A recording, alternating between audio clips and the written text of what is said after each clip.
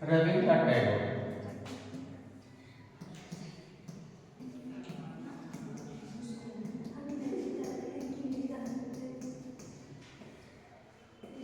रविन्द्रनाथ टैगोर जो थे इनके शैक्षिक विचार मुख्य रूप से क्या मानते थे? आदर्शवाद। क्या मानते थे? आदर्शवाद के प्रबल समर्थक थे, जिसकी वजह से क्या है, धर्म है, वेद है, उपनिषद है, वेद वेदांत है, दार्शनिक प्रवृत्तियां, इस पर वो अधिक ध्यान देते थे अर्थात, और आध्यात्मिक मूल्यों पर भी बल देते थे। इस पर बल देते थे, हाँ, आध्यात्मिक मूल्य पर भी बल देते थे। और आदर्शवाद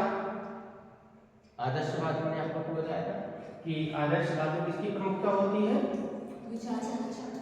विचारों की होती है, विचारात्मक विचारवाद को स्वीकार करते हैं और आदर्शवाद के प्रबल समर्थक थे। और इनका जो शैक्षिक विचार था, मुख्य उद्देश्य शिक्षा के क्षेत्र में इन्होंने कि शारीरिक विकास, कौन सा विकास? शारीरिक विकास पर फोकस करते हैं, क्योंकि जो दुर्बल से युक्त विकार युक्त बालक है, शिक्षा में गतिरोध उत्पन्न करते हैं, है ना। अगर आदमी का स्वस्थ शरीर नहीं है तो शिक्षा में अनेक बाधाएं उत्पन्न होती हैं, शिक्षा साकुशल नहीं हो पाता है, अर्थात क्या है, उसका अध्ययन अध्यापन की जो गति होती है धीमी हो जाती है। इसलिए शिक्षा को ग्रहण करने के लिए शरीर से क्या होना चाहिए? स्वस्थ। क्या होना चाहिए? स्वस्थ। ठीक है। उसी तरीके से क्या है, वो बौद्धिक विकास किस पर अधिक जोर देते थे? बौद्धिक विकास, बुद्धि के विकास पर अधिक होते थे, ज्ञान पर अधिक बल देते थे, और पुस्तकीय विचार से थोड़ा सा क्या होते थे, अपने आप को कि पुस्तकीय ज्ञान अर्थात कृत्रिम ज्ञान के थोड़ा सा क्या है, विरोध करते थे। स्वानुभव, स्वाध्याय, है ना, इस पर क्या है, विशेष बल देते थे बुद्धि के विकास, है ना। स्वतंत्र चिंतन अर्थात बालक को क्या है, प्रकृति से प्रत्यक्ष संबंध होना चाहिए, प्रकृति से प्रत्यक्ष संबंध। हमने आप लोगों को दो चीज बताया था, ये प्रकृतिवाद से रिलेटेड है और आदर्शवाद, ठीक है। तो विचार इनकी आदर्शवाद है और क्रिया इनकी प्रकृतिवाद है, ठीक है। तो इस तरीके से क्या है, वो प्रकृति से प्रत्यक्ष संबंध रखते हैं, बालक को भी जो है स्वतंत्रता के रूप में पक्षधर है, बालक की जैसी इच्छा हो, निष्ठा हो और योग्यता हो, क्षमता हो, उसी के अनुरूप क्या है, शिक्षा को ग्रहण करना चाहिए, ठीक है। आगे उन्होंने कहा था नैतिक और आध्यात्मिक, क्या है, नैतिक और आध्यात्मिक अर्थात नैतिकता, उचित अनुचित का ज्ञान होना चाहिए, विवेकवान होना चाहिए, बालक को अनुशासित होना चाहिए। क्या होना चाहिए? अनुशासित होना चाहिए। अगर व्यक्ति अनुशासित होकर कोई काम नहीं करेगा तो फिर उसका जो परिणाम होगा वह नकारात्मक होगा, अर्थात उसके अनुकूल नहीं होगा। अनुशासन का मतलब यही होता है बालक किसी काम के प्रति केंद्रित होकर कार्य करता है, ठीक है। तो इस तरीके से क्या है कि अनुशासन पर अधिक बल देते हैं और आत्मानुशासन या आंतरिक अनुशासन पर अधिक बल देते हैं। मतलब आत्म अनुशासन होना चाहिए, इंद्रियों पर नियंत्रण होना चाहिए, आत्म अनुशासन होना चाहिए, तो उस पर बल देते हैं। अंतर्राष्ट्रीय दृष्टिकोण का विकास भी करते हैं, जिसकी वजह से उन्होंने विश्व भारती का निर्माण कराया था। विदेशों में लोग आकर यहाँ पर अध्ययन करते थे कि मतलब ऐसे माहौल बनाया जाए कि भारत की संस्कृति और अदर देश की जो संस्कृति है उसमें समन्वय स्थापित हो और वसुधैव कुटुंबकम की नीति अपनाई जाए, अंतर्राष्ट्रीय सद्भावना का भी विकास हो, सभी लोग क्या है इस पृथ्वी पर रहने वाले एक है, सभी के बीच क्या है मानवता युक्त एक ऐसा सामंजस्य होना चाहिए जो सभी लोग क्या है मिलजुल कर कार्य करें और कंधे से कंधा मिलाकर चले, ठीक है। तो इनका हो गया अंतर्राष्ट्रीय विकास का वातावरण और शिक्षा। तो कहने का मतलब यह है कि उन्होंने कहा कि वातावरण ही पाठ्यपुस्तक विद्यालय समस्त क्रियाओं से कहीं अधिक महत्वपूर्ण होता है। तो जो व्यक्ति होता है वो वातावरण इंपॉर्टेंट होता है, किस वातावरण में आप शिक्षा को ग्रहण कर रहे हैं तो उसी के अनुरूप क्या है उसको शिक्षा व्यवस्था देनी चाहिए, किसको, बालक को, ताकि वह अपने अनुकूल शिक्षा को ग्रहण कर सके। जब तक उचित अनुकूल वातावरण नहीं रहेगा तब तक क्या है, आप जैसे घर में आप लोग रहते होंगे, ज़्यादा शोर हो रहा है, ज़्यादा में अलग पढ़ने लगते होंगे, है ना, क्योंकि उचित अनुकूल वातावरण आप ढूंढते हैं, क्योंकि तभी आपकी अच्छी पढ़ाई हो पाएगी। कोई बच्चा है बार बार आपको ऊपर लेट रहा है, कूद रहा है, तो उससे आपकी पढ़ाई में क्या हो रहा है, डिस्टर्ब हो रहा है। तो उसके लिए उचित वातावरण होना चाहिए, है ना। तो इसलिए क्या है, उचित वातावरण के अनुरूप ही क्या है, शिक्षा देने के पक्षपात को विवाद। शिक्षा का माध्यम हमने मातृभाषा बनाया था, क्या बनाया था, हाँ मातृभाषा ही बनाया था। और इन्होंने ये कहा था कि मातृभाषा के माध्यम से ही अंग्रेजी भाषा अर्थात अंग्रेजी को उन्होंने गॉड माना था। क्या माना था, गॉड। और जो भी शिक्षा दिया जाए बालक को मातृभाषा में शिक्षा दिया जाए, जो उसकी संस्कृति और कल्चर उसी के ऊपर शिक्षा दिया जाए, ठीक है। तो इसी तरीके से क्या है इन्होंने उल्लेख किया, ठीक है। तो चलिए इसको हम लोग लिख लेते हैं। रविन्द्रनाथ टैगोर लिखिए। रविन्द्रनाथ टैगोर का जन्म 1861 में हुआ था। 1861 में हुआ था। इनके पिता का नाम देवेंद्रनाथ ठाकुर देवेंद्रनाथ टैगोर था। ठाकुर देवेंद्रनाथ टैगोर था।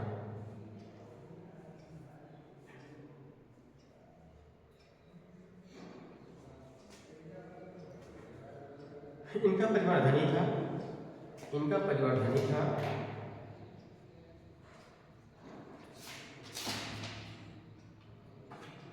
लेकिन उनका परिवार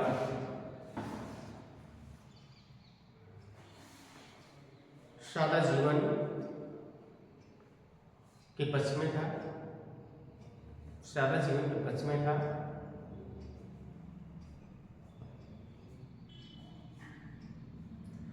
जिससे संस्कृत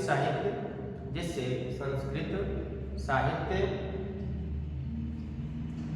दर्शन तथा सामाजिक धार्मिक कार्य विधि विधान के अनुसार किए जाते थे। धार्मिक कार्य विधि विधान के रूप में किए जाते थे।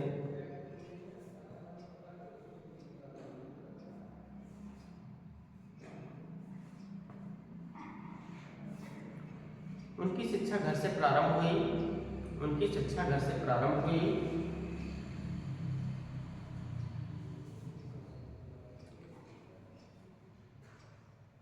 और उनको पढ़ाने के लिए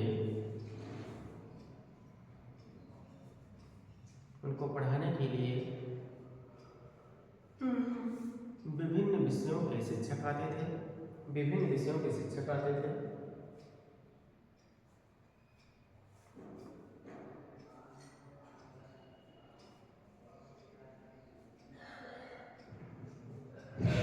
बारह वर्ष की आयु में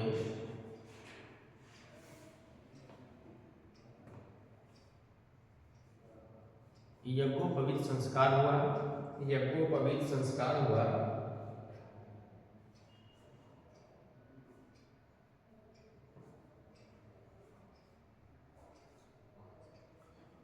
और 1878 में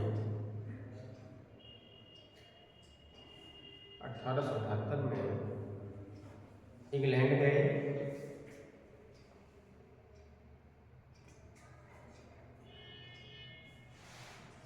जहां 1880 तक रहे। 1880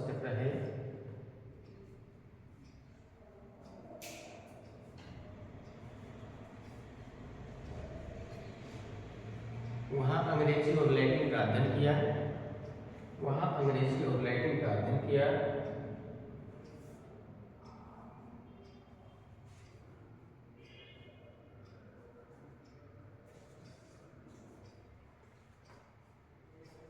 1880 में भारत आए।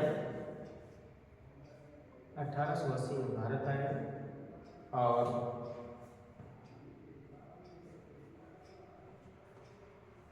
1881 में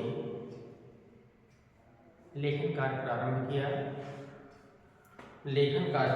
किया।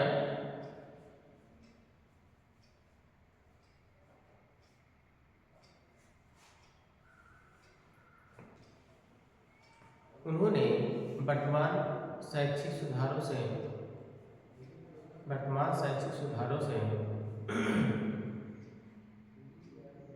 तथा सामाजिक राजनीतिक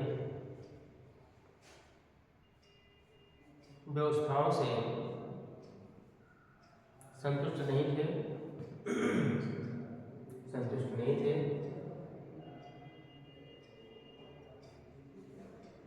और 1882 में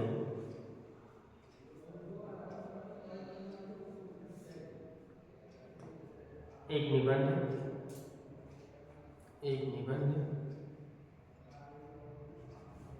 शिक्षा के हेरफेर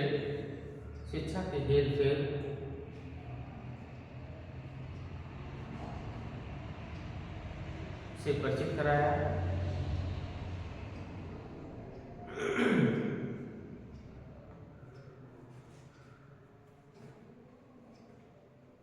और 1890 में उन्होंने बोलपुर में शांति निकेतन की स्थापना की,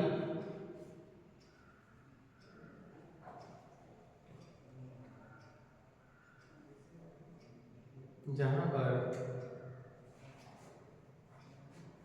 5 छात्र और स्वयं शिक्षक के रूप में रविन्द्रनाथ टैगोर थे।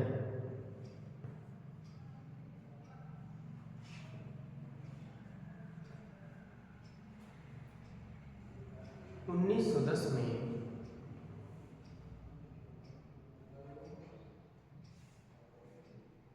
उन्होंने गीतांजलि लिखी,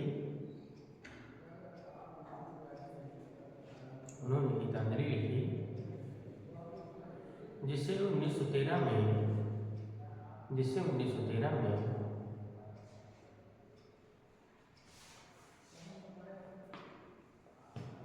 नोबेल पुरस्कार मिला।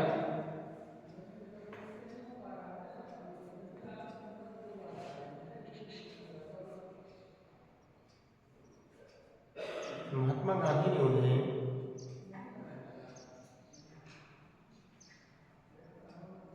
गुरुदेव की उपाधि से विभूषित किया।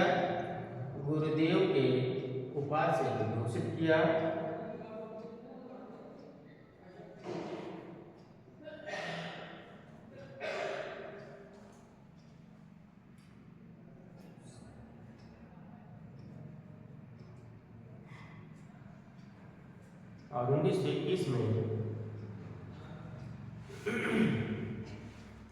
1921 में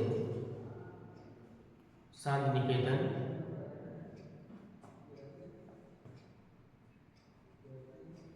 विश्व भारती विश्वविद्यालय के रूप में विकसित हुआ।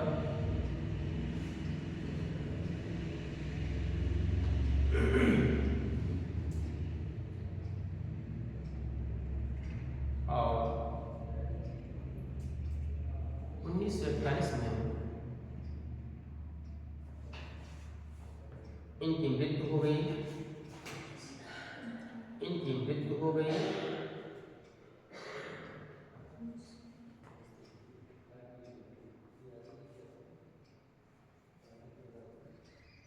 एक आदर्शवादी विचारक थे।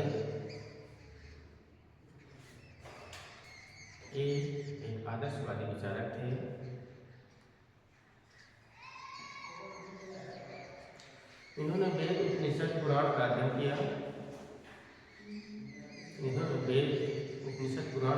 किया।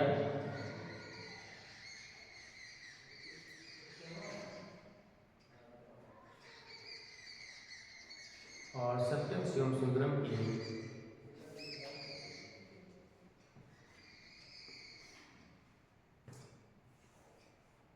विचारधारा के समर्थक थे।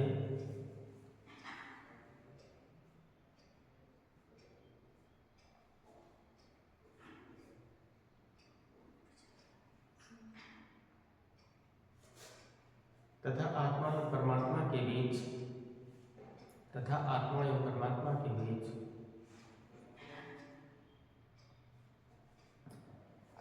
समन्वय स्थापित करके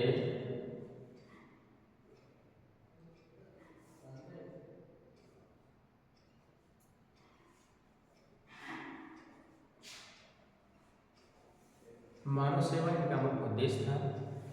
मानव सेवा इनका मुख्य उद्देश्य था।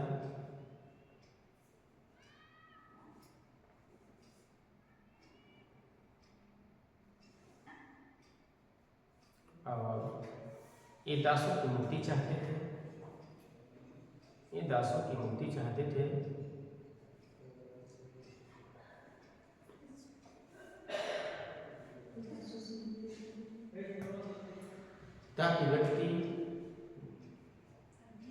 ताकि व्यक्ति ईश्वर के प्रति अनुभूति प्राप्त कर ले। ईश्वर के प्रति अनुभूति प्राप्त कर ले।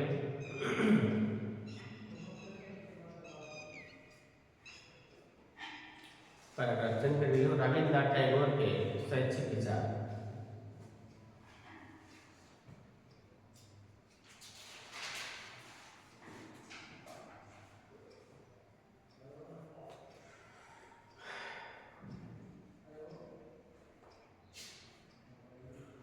देखो रविन्द्रनाथ टैगोर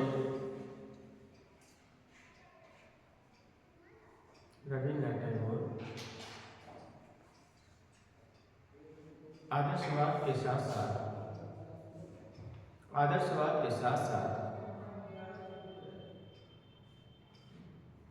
प्रकृतिवाद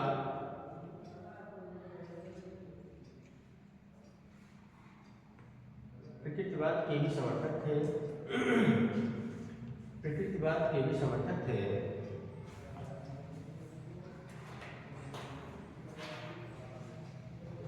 इन्होंने शिक्षा को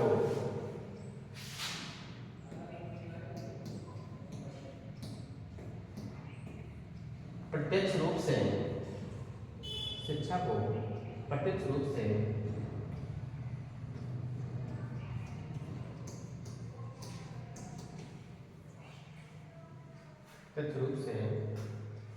उद्देश्यों के निर्धारण में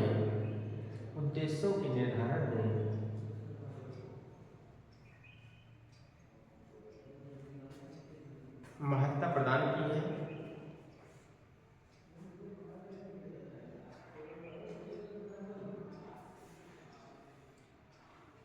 इनकी शिक्षा के उद्देश्य निम्नलिखित हैं।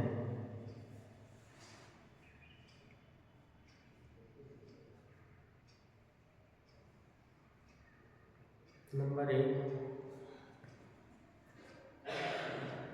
शारीरिक विकास ही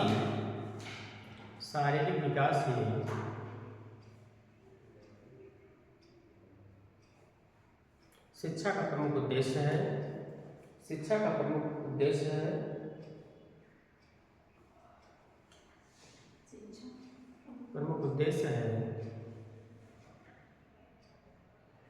क्योंकि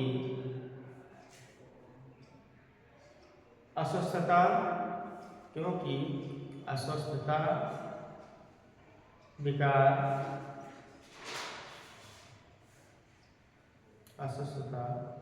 विकार आदि शिक्षा में व्यवधान उत्पन्न करते हैं।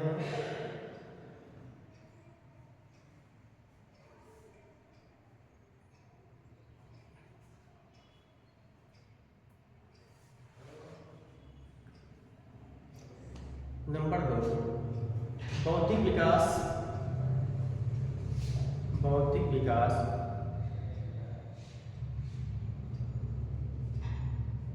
बालक का आत्मतत्व विकास है। आत्मतत्व विकास है, जिसके कारण इन्होंने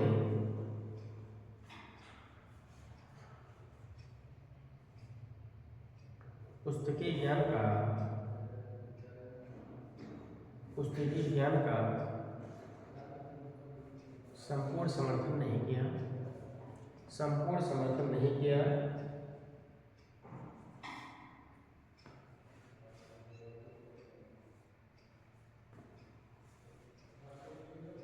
तीसरी पॉइंट, नैतिक और आध्यात्मिक, नैतिक और आध्यात्मिक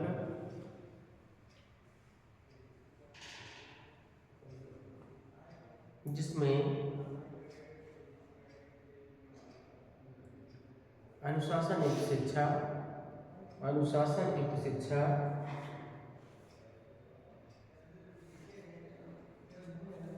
तथा आंतरिक अनुशासन एवं आंतरिक अनुशासन एवं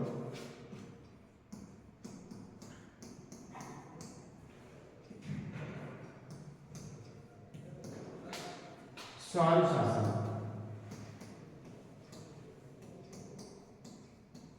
स्व अनुशासन पर बल दिया, स्व अनुशासन पर बल दिया।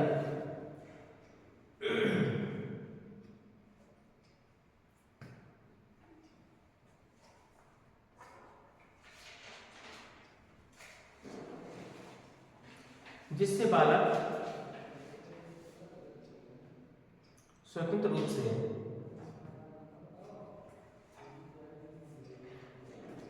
शिक्षा को आत्मसात करता है, आत्मसात करता है और व्यक्तित्व का विकास करता है, और व्यक्तित्व का विकास करता है।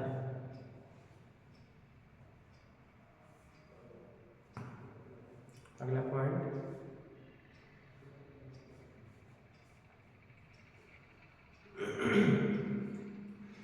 अंतर्राष्ट्रीय सद्भावना का विकास करना, अंतर्राष्ट्रीय सद्भावना का विकास करना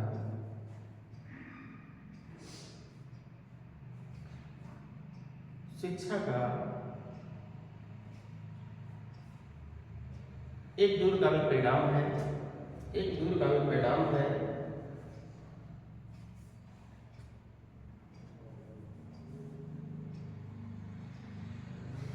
क्योंकि टैगोर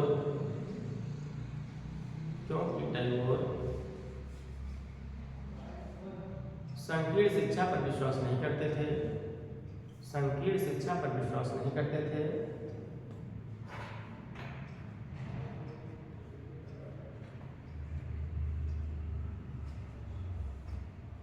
इनका मुख्य उद्देश्य था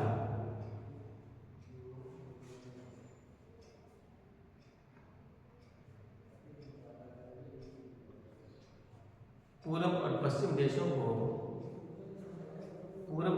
देशों को समन्वय करके, पूर्व एवं पश्चिम देशों को समन्वय करके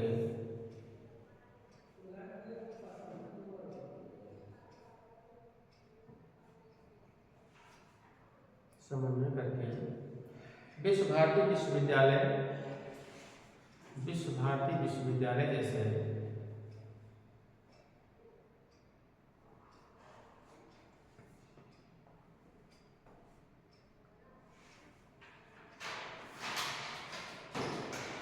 विश्वविद्यालय में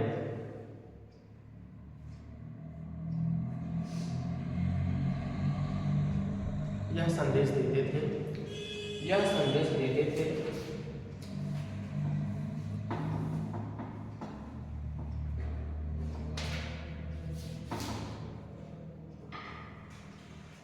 अगला पॉइंट, वातावरण और शिक्षा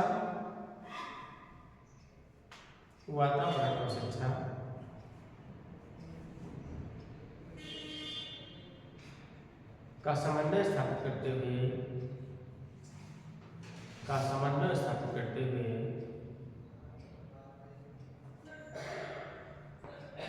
बालक के अनुकूल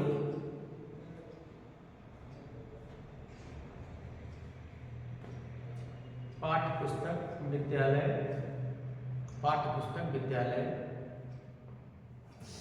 संगठन तथा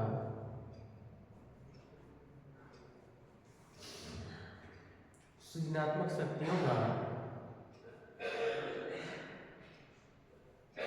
शक्तियों का विकास छात्र पर केंद्रित किया, छात्र पर केंद्रित किया।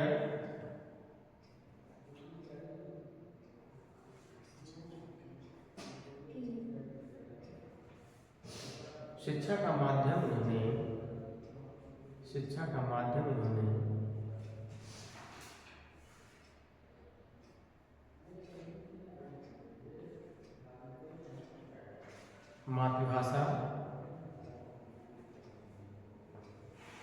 मातृभाषा बनाया,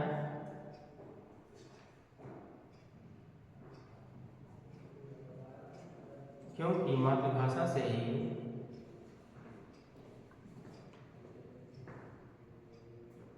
बालक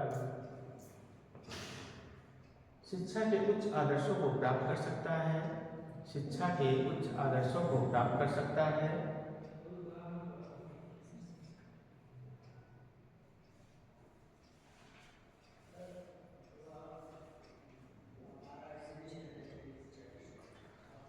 उन्होंने कहा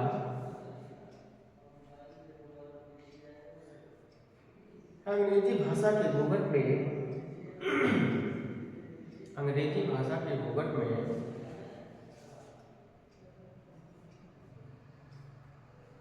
छिपी हुई विद्या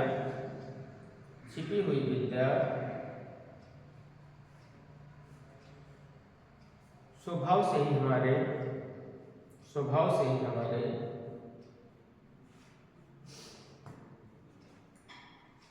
मस्तिष्क की सहवर्तनी होकर नहीं चल सकती।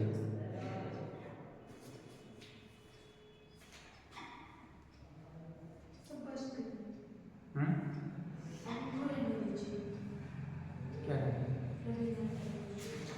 इसको खत्म कर दें, फिर इसको फिर लिखना पड़ेगा।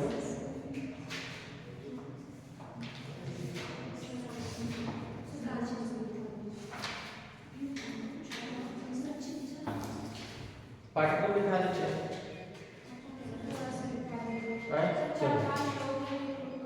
चलो पाठ्यक्रम थोड़ा सा दिखा देते हैं। पाठ्यक्रम लिखो।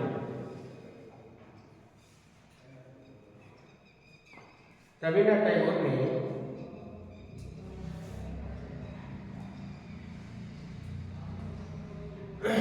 टैगोर ने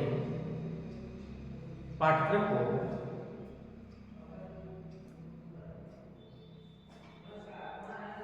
निम्न रूप से प्रतिपादित किया।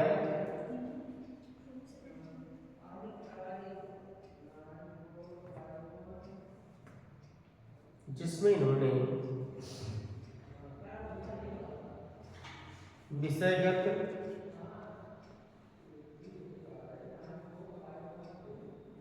इतिहास भूगोल,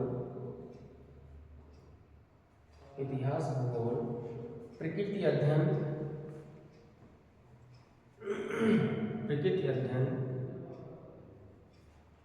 साहित्य और भाषा,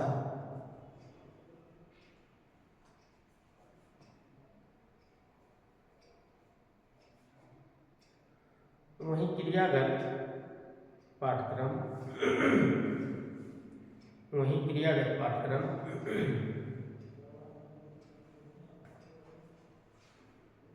संगीत, नृत्य, बागवानी, कृषि कार्य,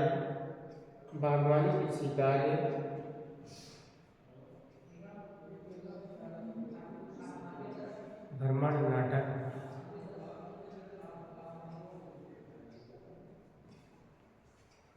तथा शिक्षण विधि के रूप में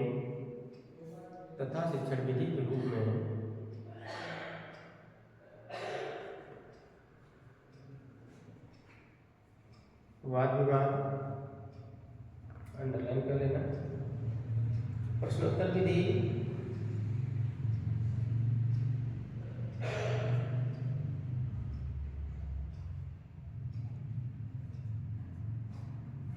भ्रमण द्वारा अध्ययन विधि,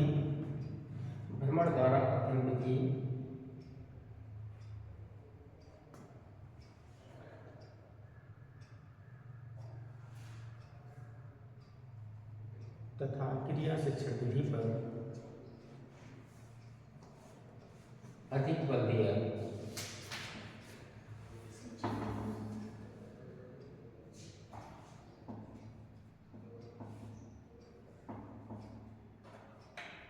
ठीक है।